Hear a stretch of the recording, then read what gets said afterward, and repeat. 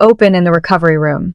My body felt entirely paralyzed after a brutal 9-hour spine surgery, but the frantic buzzing of my phone on the bedside table couldn't be ignored. 73 missed calls. My heart hammered against my ribs as I pressed my trembling thumb against the screen to play my father's voicemail. His voice wasn't panicked, it was chillingly casual. "We sold your condo to pay for your sister's wedding," he said. "You were out cold, so we went ahead and signed the papers for you." Just like that, $425,000, everything I had ever worked for, was completely gone. And my sister's lavish wedding was only 3 weeks away. Incapable of even standing, a wave of cold fury washed over me. I dialed one specific number. By the very next day, the traps were set. "My name is Sophie. I am 36 years old, and up until yesterday, I believed that hard work, independence, and boundaries could protect a person from anything. For the past year, my life had devolved into an agonizing gauntlet of chronic pain, culminating in a high-stakes, 9-hour spinal reconstruction surgery. I had spent months planning for this medical leave, securing my finances, and ensuring my beautiful downtown condo, the one asset I bought entirely on my own, was my safe haven to heal in. Instead, I woke up to a living nightmare. As the fog of the heavy hospital sedatives slowly cleared from my brain, the sheer weight of my father's voicemail crushed the remaining air from my lungs. I replayed the audio file 3 times, staring blankly at the sterile hospital ceiling, hoping my ears were playing tricks on me. They weren't. My family had actually waited until I was completely incapacitated, wheeled into an operating room, and placed under general anesthesia to steal my home. A flood of bitter memories rushed over me. Growing up, my younger sister, Chloe, was always the golden child. She was the one who got the expensive cars, the paid tuitions, and the endless safety nets, while I was expected to be the strong, self-sufficient older sister who demanded nothing. But this wasn't just favoritism anymore. This was a calculated, criminal betrayal.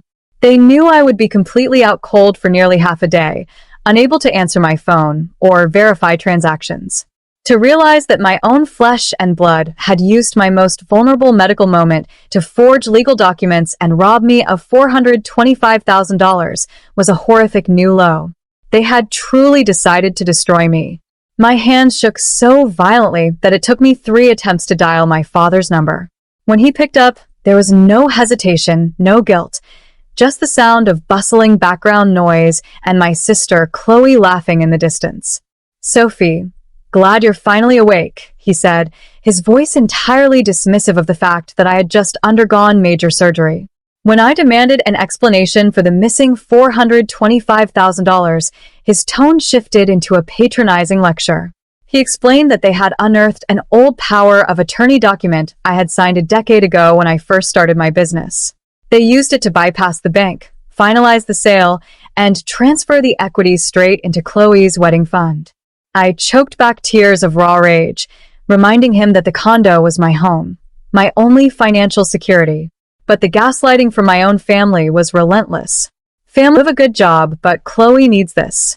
She is marrying into an elite family, and a backyard reception would ruin her future. We did what was necessary for the bloodline." Chloe then snatched the phone, her voice dripping with synthetic sweetness. "Don't be so selfish, Sophie. You were out cold anyway, so we just saved you the stress of signing. It's my special day, and I deserve a perfect wedding. You can always buy another place later." They genuinely believed their entitlement gave them the right to rob me while I lay helpless on an operating table. The heavy fog of the post-operative painkillers was completely burned away by a cold, sharp clarity. My family thought I was trapped, helpless in a hospital bed with my spine held together by new metal rods. They expected me to cry, to accept my fate, and to let them waste my life savings on a single evening of ice sculptures and designer dresses. They forgot that the self-reliance they forced on me since childhood had made me dangerous. I couldn't stand up yet, but I could still make a phone call. I didn't call the police immediately. I called Arthur, my trusted real estate attorney, along with a seasoned private investigator he frequently recommended. Within 2 hours, Arthur was sitting by my hospital bedside, his laptop open, and his face dark with professional fury. As he pulled up the digital land registry and the sudden transfer records, we discovered the first major crack in my family's rushed plan. The buyer wasn't a random family. It was a luxury development company. My private investigator dug deeper and uncovered a sickening connection. The development company was a shell corporation owned directly by the wealthy father of Chloe's fiancé. The entire deal had been fast-tracked over the weekend. They were trying to flip my premium downtown property for a fraction of its true value, using the forged power of attorney to steal my equity before I could even open my eyes. This wasn't just an entitled wedding fund grab. It was a coordinated asset theft. Arthur looked at me, his eyes gleaming behind his glasses. "We can sue them, Sophie," he whispered. I looked down at the surgical tubes attached to my arm and shook my head. "No, Arthur. A lawsuit takes years. I want to completely dismantle this deal from the inside out. I want them to panic." To make my plan work, I had to swallow my pride and play the exact role they expected of me. The defeated, sacrificial older sister. If my father or Chloe suspected I was fighting back, they might try to move the stolen funds into an offshore account or rush the property transfer past the point of an easy reversal.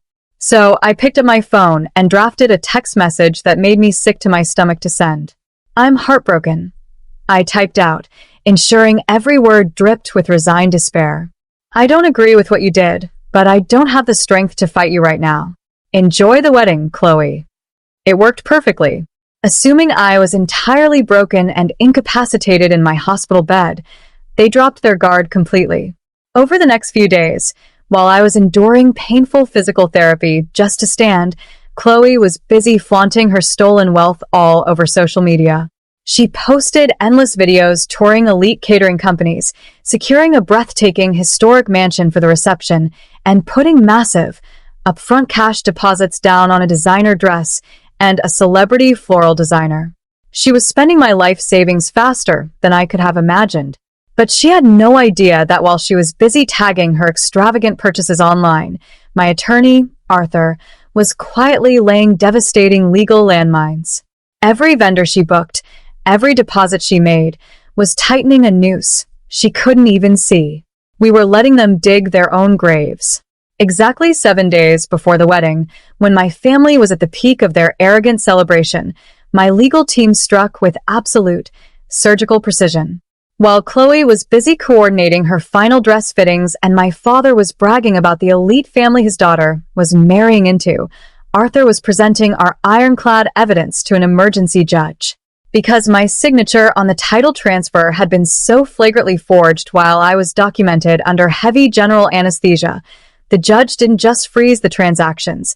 He issued an immediate criminal injunction. By Tuesday morning, the entire $425,000 was completely frozen in the escrow account. The financial dominoes began to fall instantly. The shady development company, realizing that their illegal, under-the-table property flip was now the subject of an active criminal investigation, panicked. Terrified of corporate fraud charges and being dragged into a public scandal, the fiancé's father officially pulled out of the deal, canceling the purchase entirely. But the real chaos was happening on my family's end. Because Chloe had been frantically throwing my money around to secure luxury services, she had signed binding, non-refundable contracts with every single elite vendor in the city. The celebrity florist, the historic mansion venue, and the five-star catering company all demanded their remaining balances. But when Chloe tried to process the massive final payments, every single one of her premium credit cards was declined. The stolen vault was locked tight, and the notifications hit her phone like rapid-fire artillery. They were suddenly personally liable for hundreds of thousands of dollars in breach of contract fees, with a wedding that was only days away. The false paradise they built on my stolen life savings had turned into a financial death trap overnight. The heavy glass doors of my inpatient rehabilitation center practically rattled when my father and Chloe burst through them. The wedding was just 4 days away, and they looked completely unhinged.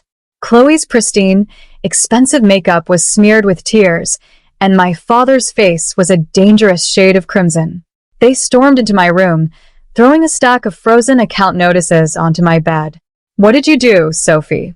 Chloe screamed, her voice cracking in front of the horrified nursing staff. The venue is threatening to lock us out. The caterer's canceled. You are ruining my life over a stupid condo. For the first time since my 9-hour spine surgery, I didn't stay down. Gritting my teeth through the sharp flash of physical pain, I grabbed my walker, anchored my feet to the floor, and slowly forced myself to stand upright. I looked down at them from my full height, refusing to let them see me as a victim ever again. I didn't ruin your life, Chloe. You did, I said, my voice dropping to a deathly calm whisper that instantly cut through her hysterics. My father stepped forward, his fists clenched as he tried to use his old, commanding presence to intimidate me. You listen to me, Sophie. You will call your lawyer right now and unfreeze those funds. We are your family. You lost the right to call yourself family the second you forged my name while I was flatlined on an operating table, I replied, staring directly into his cold, gray eyes. And calling Arthur won't save you. The police have already received the certified fraud reports, the forged power of attorney, and the hospital's anesthesia logs. But if you think the vendors are your biggest problem, you should check your phone. I personally sent the entire private investigation file to your fiancé's family this morning. They know exactly how you tried to scam them.